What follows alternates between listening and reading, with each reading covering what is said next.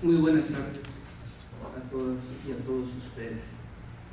Antes de empezar, quiero dar las gracias por la invitación que se me extendió por parte del Instituto Tamaulipeco para la Cultura y las Artes y de la Universidad Nacional Autónoma de México para acompañarnos en esta ocasión tan especial en el cual se presenta esta segunda parte del proyecto Poblar el Septentrión y compartir la mesa con Libertad García, con Ana Carolina Ibarra y desde luego con la doctora Usande, y estar entre ustedes que pues me recuerdan, me traen unos buenos recuerdos de Ciudad Victoria, aunque vivo en la ciudad más occidental del estado.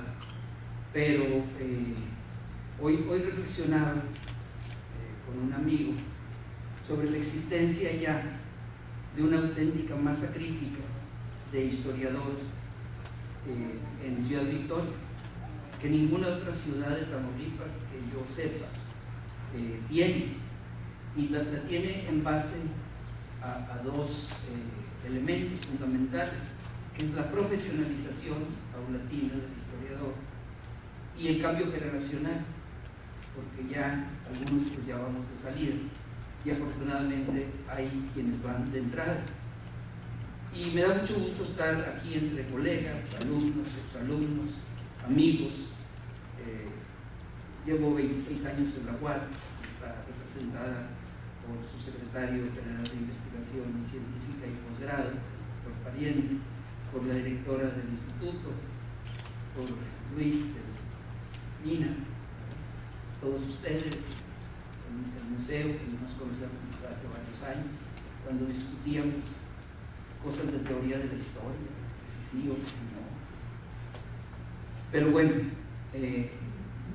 quiero agradecerles esta invitación y me siento de nuevo en mi casa de Ciudad Victoria, porque pues uno va teniendo así varias casas chicas, ¿verdad? Con la misma profesión, con la misma mujer, la historia. Y una de las cosas que a mí me ha llamado profundamente la atención y me he dedicado a ello es la formación del noreste, y obviamente pues estos textos son fundamentales, que aunque no me dedico al siglo XVIII o XVII, recargo hacia digamos el XIX, XX, pero son importantes porque son el fundamento de lo demás. Por otra parte, me siento entre los padrinos del bautizo de estos gemelos, que complementan o que completan el simbólico y pitagórico número 3 en este gran proyecto de la doctora Patricia Usande y de la UNAM, apoyado por diversas instituciones de Tamaulipas. El primero pues es el del Marqués de Altamira, que hay que hacer obligada referencia. La doctora Usande es una historiadora preocupada desde hace ya un buen tiempo por desentrañar las cuestiones que circularon en torno al establecimiento de las provincias septentrionales y en particular a la colonia del Nuevo Santander. En esta ocasión nos brinda una obra que es de suma importancia en la historiografía no solo de Tamaulipas y del noreste, sino de México y de los estudiosos de la historia mexicana. Se trata nada más y nada menos que del estado de las fundaciones hechas por don José de Escandón, realizado por el juez visitador José Tienda de Cuervo, en compañía del ingeniero Agustín López de la Cámara Alta, en el año de 1757. Ya se hacía necesaria una nueva edición, después de casi 85 años de la primera edición hecha por el Archivo General de la Nación. Pero debo decir que esta publicación es el polo opuesto a consideraciones que han hecho, no sé si sean historiadores, no sé si sean de la UNAM también, no sé si sean de economistas, no los conozco, pero un texto aparecido en 2007 en mi institución, también el Colegio de la Frontera Norte, que llama al imaginario fronterizo y al imaginario septentrional, pues con todas las lindezas que ya conocemos, y que ellos dicen, por ejemplo, sustentaremos la tesis de que el septentrión mexicano no fue incorporado a las representaciones territoriales de la nación a lo largo de los años formativos del Estado e incluso posteriormente. Ellos hablan del Estado pues, de 857 para acá, que creo que el Estado como tal tiene mucha más antigüedad. Al contrario, fue nombrado como desierto, simbolizado con cactus y cargado con leyendas acerca de la ferocidad irrefrenable de su población indígena, y que a pesar de su acercamiento al altiplano desde la construcción de los ferrocarriles porfirianos, se mantuvo inalterado. Y el acercamiento, ustedes lo conocen, y estos libros lo comprueban, no es de los ferrocarriles porfirianos. Y al iniciarse, esto también me indica que no creo que sean historiadores, se llaman Enrique Rachenberg y Caterina Olambert, no sé, o serán seudónimos, o se cambiaron el nombre, como Don José Tienda de Cuervo, ¿verdad? La frontera, ha señalado Daniel Norman, es un lugar peligroso, en donde los enemigos se enfrentan y se hallan frente a frente. ¿Qué es la representación territorial mexicana del siglo XIX? Es el desierto, una inmensa superficie sin límites precisos, por lo menos hasta 1848. Pues seguramente tienen un concepto muy positivista de lo que es la frontera, que ni Humboldt tuvo. Su designación como desierto acota el sentimiento de pertenencia, máxime cuando desierto significa un lugar vacío, baldío. ¿Cómo se puede expresar afectividad hacia la nada? Y entonces el Museo del Desierto de Monterrey y estos museos que tienen historia, damos culto a la nada, como si la nada existiera, ¿verdad? Para las concepciones griegas, ¿no? Entonces, yo no dictaminé obviamente este artículo, y cínicamente a veces pienso que qué bueno que no lo dictaminé porque lo hubiera rechazado, pero aquí lo tengo como material porque se pusieron de plano, no hicieron encuesta, vamos.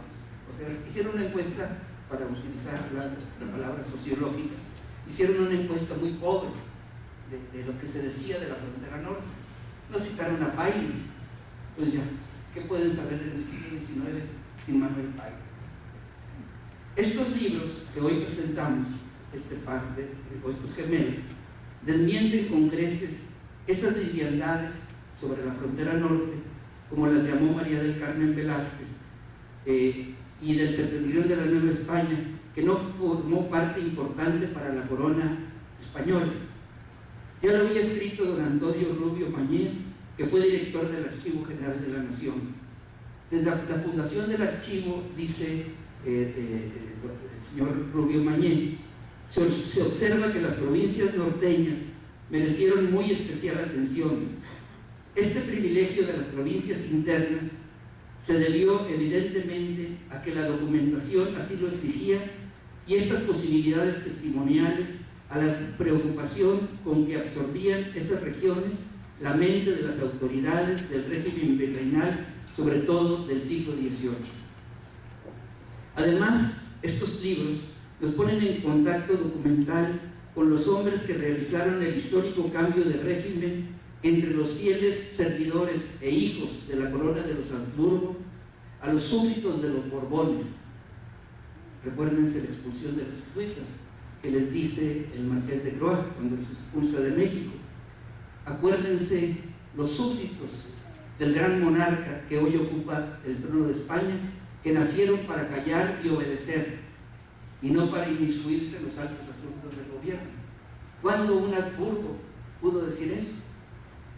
Y estos libros dan cuenta de estos hombres, de ese cambio de régimen. Eso es muy importante saberlo distinguir. También desmiente la idea tan socorrida del aislamiento del septentrión del centro de la Nueva España, que no podía ser tal por cuestiones de dominio político, por la defensa de sus fronteras asediadas por franceses y luego norteamericanos, por la cuestión de la evangelización y del cobro de reales quintos y diezmos. Y por si esto no bastara, hay que recordar que José de Escandón implantó el patronazgo de la Virgen de Guadalupe para la colonia del Nuevo Santander, y no se encuentra en la frontera norte, se encuentra en el centro del país. Y un hombre que se mueve de Cartagena, de Indias, a la Nueva España, y de la Nueva España a Sonora y Sinaloa, en la Nueva España de Sonora y Sinaloa, y luego al Nuevo Santander. ¿Cuál aislamiento? Yo creo que hay que hacer una nueva estudio sobre, ¿de veras estaban aisladas estas provincias? ¿Estaban lejos? Sí, estaban lejos, y con los medios aquellos de comunicación, pero así, estar lejos significa lo mismo que estar aislado. Y por último, los libros de la doctora desmiente que el estudio de los inicios sea dar culto al demonio de los orígenes, como dicen los franceses. No es culto al demonio de los orígenes, en este caso. Es muy ilustrativo, oportuno y estimulante, tal como lo había hecho ya también la doctora Osande para el estudio del Marqués de Altamira. Y no es por darle más tarea, pero seguramente nos ofrecerá más adelante el estudio de los autos de la General Visita de 1767-68, llevados a cabo por José Osorio Llamas y Juan Fernando del Palacio. Si quieren, Patricia, tómalo, si no, pues véanse cuando. No sé, o ya viene en camino el nuevo, bueno. Porque tenemos aisladas los autos. Aquí hay una publicación, en Laredo tenemos el manuscrito de 1893, cuando Alejandro Prieta defendió el territorio de Bernardo Reyes, etc. Antes de comenzar a describir un poco más esta obra, creo que es muy importante señalar y reconocer el trabajo de la doctora Osande que está realizando junto con el Instituto de Investigaciones Históricas de la UNAM para elaborar un sitio de internet en el cual se podrán observar documentos digitalizados en alta resolución, los cuales servirán para los investigadores interesados en este tópico y para que se acerquen más a brevar a las ricas fuentes de información que pretenden incluir en dicho portal y que ya anuncia la doctora Osande en la introducción. Esto sin duda obedece a la vanguardia de la investigación actual, en donde los recursos electrónicos han pasado a desempeñar papel importantísimo en el quehacer del historiador. Y aquí en México, pues el AGN, el Archivo de la Defensa, la prensa de la UNAM, etc. Consciente de la importancia que el informe de Tienda de Cuerpo representa para la historiografía tamaulipeca, Patricio Sánchez se ha dado a la tarea de publicar aquel informe de 1757, el cual fue publicado por el Archivo General de la Nación, como ya dije, a finales de la década de los 20. La doctora Osande plantea en la introducción del libro la problemática que gira en torno a aquella publicación del AGN, pues afirma que el acceso a esta obra ya es difícil debido al reducido número de ejemplares que se publicaron. Otro de los argumentos que la doctora Osande plantea al momento de justificar esta obra es el relativo a las omisiones de testimonios en el libro publicado en esos años por el AGN. En esta nueva edición se incorporan datos que prácticamente habían sido desconocidos por la mayor parte de los historiadores que han trabajado con aquella publicación. Tal vez una pista del porqué de las omisiones en esa edición está en el tomo quinto del Archivo de la Historia de Tamaulipas de Gabriel Saldívar, el cual comenta en el prólogo de la misma obra que las características que posee esa obra se deben más que nada a la cuestión de edición, ya que se quería que ambas obras poseyeran un número de hojas más o menos igual. Esta información, según Saldívar, le fue revelada por el mismo señor Rafael López, director del AGN en ese momento. Y por eso muchos nos preguntábamos, ¿y qué está haciendo aquí Vicente de Santa María en esa edición, verdad? Ya la UNAM hizo una parte, ¿no?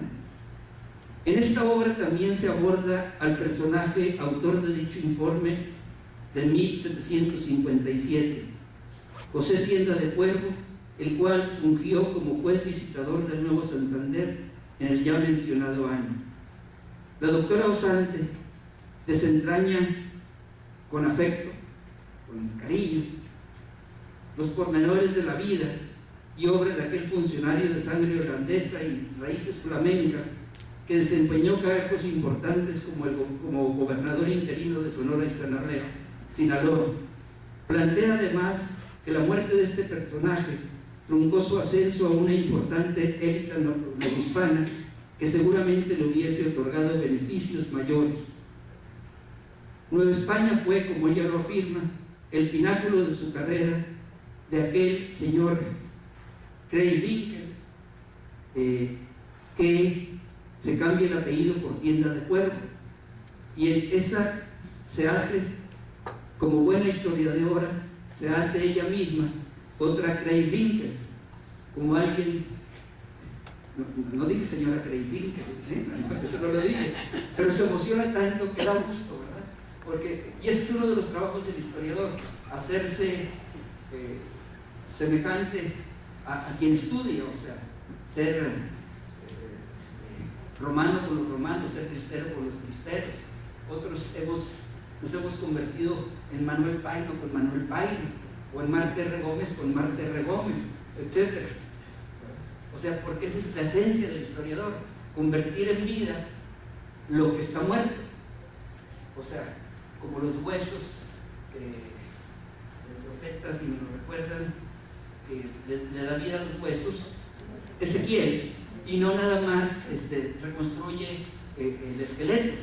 Hay que darle el soplo de vida, y esto es lo que se siente leyendo el texto de la doctora Osante, la historia de los Craig Winkel, de ascendencia flamenca y luego española, etc., ¿no? Al impedir, otra de las cuestiones que señala muy bien y que debemos tener en cuenta porque lo explica y nos explica la historia de nuestro pasado, es que José de Anda de Cuervo, al impedir que se abriera el puerto de Soto la Marina, debido a que entraba en conflicto con los intereses del Consulado de Comerciantes de la Ciudad de México, que tenía desde el siglo XVI como único puerto de entrada, que era Veracruz, y lo dice así Tienda de Cuervo. En este caso, de abrirse Soto la Marina, no acudirán a aviarse en esta capital de la Ciudad de México los que proveen las provincias del nuevo Reino de León, Coahuila, Texas, Nueva Galicia, Guadalcázar, Potosí y Huasteca, y tal vez otras, porque Soto la Marina actuaría como otro hinterland sobre estas provincias. Y es consecuencia que, faltándoles este ramo a sus comerciantes de la Ciudad de México, decaeciesen sus caudales, y yo concibo, Señor, que es muy conveniente que en esta capital se conserve el principal nervio del comercio.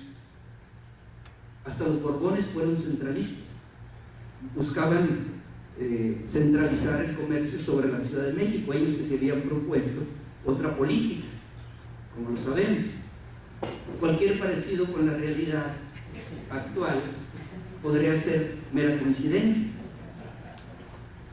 Vamos a hablar, por decir algo, de Tamaulipas, ¿verdad?, que tiene puertos marítimos, puertos fronterizos y petróleo. Todo eso, pues, no es riqueza del Estado propiamente, ¿verdad? Algo se queda, pero se va. No sé si, pues a mí me gusta, no es él, ¿verdad?, solamente, pero me gusta achacarle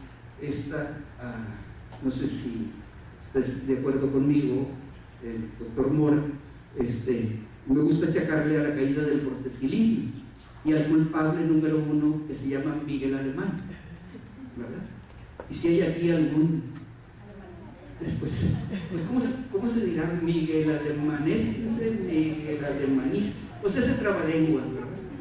¿Cómo llamarle a una población de Tamaulipas Miguel Alemán, por el amor de Dios? Me lo dijo Emanuel Carballo: oye, tocayo, ¿por qué se llama Miguel Alemán? Pues es que así le pusieron en 1953, por ahí.